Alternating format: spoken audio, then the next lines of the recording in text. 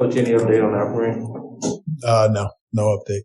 He was, they told me he was out as soon as he went in the back. So no update yet. It's a challenge to try to locate defensively on Butler. They do a lot of things to kind of get him in advantageous positions. What would you like to execute a little bit better job tonight? Yeah, I mean, the first part is running back and transition and trying not to get the cross matches as much as possible, because when he runs, they'll throw it out to him. And there were some times where we didn't have the guy that we wanted to be on him. And, you know, there's not a lot you can do when they're just isolating. And I mean, you could double team them, but then they have shooting all over the floor. So, yeah, it's doing your work early as much as possible, doing what you can to make him miss, knowing his tendencies as far as getting to his right hand. And most of all, it's defending without fouling. The great scorers, the really good scorers are always much, much better when they can get to the free throw line as much as they did. And he got there. He made 11 free throws. And that's the difference between 37 and 26. So, making sure that our technique is good and, most of all, just getting back. How difficult were some of those calls or no calls down the stretch when you're trying to close the gap? I mean, yeah, they were huge. Big plays, but it is what it is.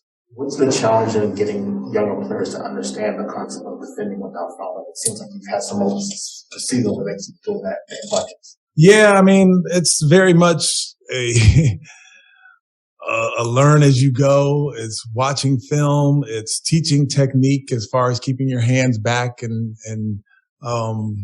but most of it is going through it. We do drills, one-on-one drills where we're working on our defensive technique and defending without fouling, staying down on shot fakes, that kind of thing. But, if you've never done it before, you kind of have to go through it. And that's a lot of things that we're encountering. A couple games in a row, real close with like 4 minutes left, and extreme veterans get the shots they want. Is that something that only happens with time, or are there corrections you feel like would allow you to finish and execute that way? Yeah, I thought we were actually pretty good. Eric had an open three from the right wing. Armani had an open three from the right side and the left side. Seawood had a layup. JT had a layup. KJ had one right at the rim that got blocked. So, as far as our, execution when it's 5 or 6, I thought we were pretty good. Got some good looks. We just didn't make them. Talk about Jayshawn Tate's return tonight. He was great. He was so good.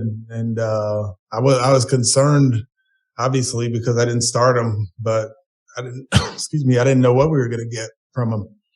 And he gave us 22 and 7 and great defense and everything that he always brings. He actually played the point for us a little bit tonight. So, yeah, that shows a lot about him. But for him to be out for 5 days and pick up right where he left off is really good.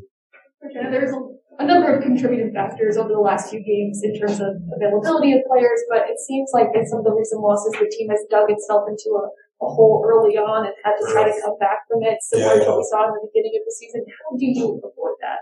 Yeah, it's hard. It's the defensive mindset.